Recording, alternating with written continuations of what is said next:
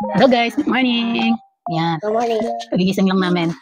Pero may dumating kasi na parcel kahapon. So, ngayon lang namin bubuksan. Pero itong parcel na to ay hindi para sa mga baby ko. Diba? Hindi para sa ito, kuya.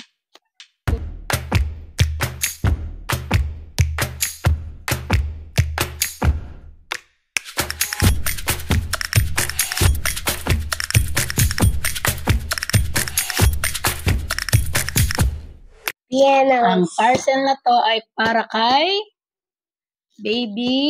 Yan, sorry kay tita kasi na late yung aming gift. Pero dahil excited na ang mga aming baby na may darating na another baby, ayan.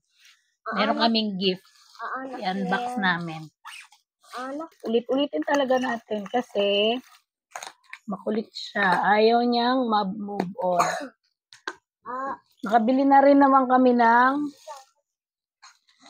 ganitong laruan. Pero, kay Kendra namin binigay. Gift naman namin kay baby Kendra. Yung baby Kendra naman na yun is yung anak nung, teka muna, anak nung kumari ko. Yung kasi yung baby niya is baby girl. Kaya ang Baby Kendra. oh, di ba ganito yung binili natin kay Kendra? Ang binili namin kay Kendra is kulay pink. Kaya tuwan-tuwa rin sila. Dahil nagkaroon ng ibang kulay dito sa bahay. Nung bumili ako nung time na yun. Tapos, tinry kasi namin. Teka muna. Yun. Tuwan-tuwa nga sila nung magkaroon kami ng kulay pink dito. Hindi naman kami. Nung umorder ako ng ganito na kulay pink. Ang baby talaga ito. Playing pad ang tawag dito. Kasi nung mga baby pa sila, ito muna. Kunin mo Rio. Ito talaga inaantay ni Rio eh, yung ano, putok. Doon ka na, baba ka na. Baba ka, baka mahulog ka, baba. Ayan. Naantay niya talaga yung putok. Doon ka banda na. Doon. Ayan, nung umorder kasi kami ng ganito kay Kendra, ang pangit ng box. Hindi maganda yung box. Kaya tinanggal ko yung box. Nung niregalo namin kay Kendra yun is out of box na. Ayan. Ayan siya, oh. Baby Fitness Piano. Ang cute lang. Sarap lang magbili-bili ng mga ganito. Sa mga baby. Dito natin siya tingnan sa kabila. Para titingnan kasi natin kung kumpleto ba yung laman.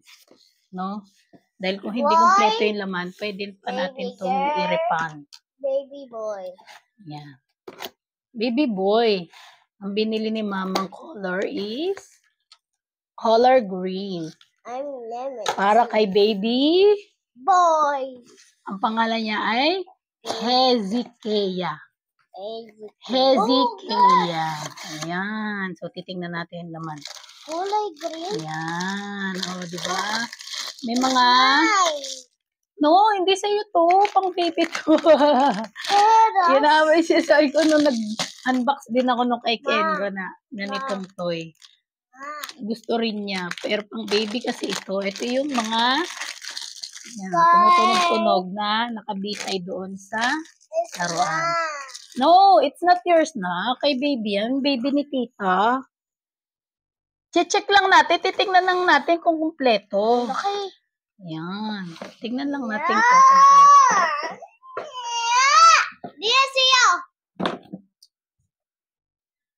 Ayan. So, ito siguro is nilalagay dito sa Mali si Sira, no? Ayan. Mali si Sira. Ito yung kanyang Baby. ayan. Lalagyan lang ng battery. Battery. So, ito siguro, hindi natin alam saan ito nilalagay. Pero parang lagayan nung ano, yung stand na bilog. Ito. Kita natin. Teka muna. Ito. Ayan. Ito yun. Dito sinasabit yung mga So, I think kumpleto naman siya. Ayan, nandito yung kanyang sabitan. Maganda to kasi foam yung nasa loob nito. So, kahit ano-anuhin to ng baby, hanggang 2 years old, magagamit ito. Sulit na sulit yung ganitong mga laruan.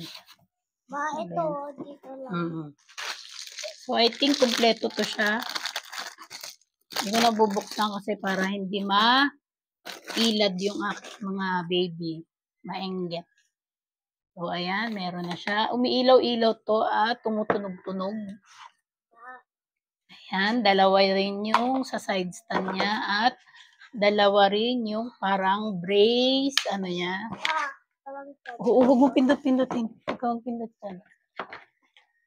So, ayan. At ito yung mat. Ayan yung mat niya. O, diba? Malambot lang siya, guys. Malambot lang siya. Ayan. So, hindi mo na kailangan ilagay-lagay yung baby sa kung saan-saan.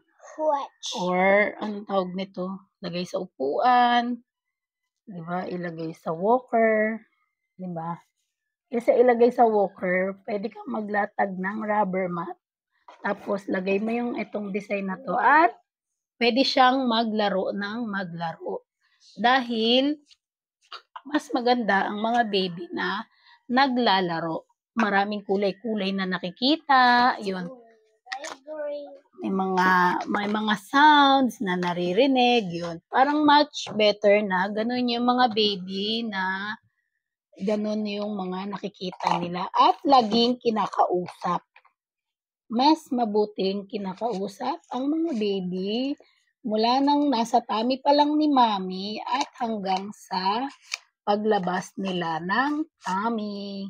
Yun, mas maganda kinakausap ang mga baby, guys. No?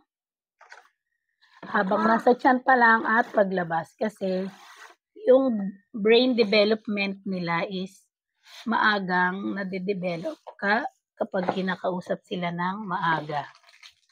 At hindi sila ma-delay ng mga pagsalita. Mga napanood ko lang din naman yun. Pero usually, itong mga anak ko nung maliliit pa is talagang dinadaldal sila ng papa nila. Papa lang nila, naku, madaldal yun. At hindi lang yun. Teka muna nak. Hindi lang daldal, nilalaro din. Kailangan sila bigyan ng playtime. Bigyan sila ng oras ng laro, yung mga bata.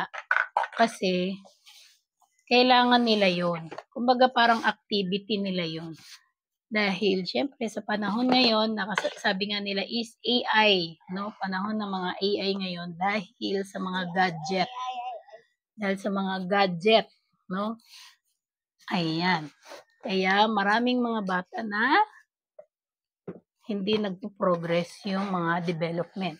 Yun lang din naman yung mga sinabi dun sa based sa mga naranasan ko dun sa school na mga seminar na naatinan ko. So, ganun ang mga nangyayari sa mga kabataan. Madalas na delay ang kanilang mga speech dahil sa gadget. So, as long na maiwasan pa natin muna ang pag-gadget ng mga bata, bigyan natin sila ng mga playtime, it's better for them. No, taray pa English pa, diba? So, ayan, kesa itutok natin sa mga gadgets, sa TV, kasi diba, noong mga panahon nga natin, di na uso yun eh. O, syempre, ngayon, sa panahon natin, total may mga ganito naman tayo mga panglambing sa ating mga baby. So, siguro, it's better na, bilhan na lang natin sila ng mga activity, playtime. Diba? Siguro mas maganda yun, ganun. So, yun lang guys, kumpleto naman ang set na to. At, pwede na natin tong balik sa pagka-unbox. Teka lang, parang nahirapan na ako dito sa isa. Yung, ganun siya. Pwede na natin siyang ibalik sa pag-unbox. Ayan, bibigay na natin. Sorry, kita kong nabuksan na namin ng kung kami ang naunang mag-unbox kaysa sa'yo, tita. Pero kailangan kasi i-check yung laman kung kumpleto ba. Ayan. Kung mapapansin nyo sa video, yung aking bunso is gusto niya na yung laruan. Kala niya sa kanya ito. Ay, ganito pala yung magiging itsura niya. O, yan. Kita ba sa camera? Yan, parang ganyan yan siya. Tapos, may mga sounds yan siya. No? Tapos, iba-iba yung kulay na nakasabit. Lalaro-laruin niya ng baby. Kukunin-kunin niya. Iyon. Mas maganda yung mga ganong-ganong mga activity. Mga napapanood ko lang din naman sa YouTube din. At, ayan. Basta yun na yun. Mama, Basta mas maganda yung kinakausap kung nilalaro yung baby kaysa yung hahayaan natin sila na mag-gadget. Kaysa mag-gadget sila na mag-gadget, bigyan na lang natin sila ng playtime. Ayan. Activity time. May mga nabibili rin ng mga books na pwedeng laruan ng baby. Yan. Pwede rin tayo bumili ng books para basahan kahit mga 10 to 15 minutes. Kasi sabi naman nila, give your child 20 minutes every time. Ganun. Bigyan mo sila ng 20 minutos, time to time. Yun. Para sa mga kanilang So, yun lang guys.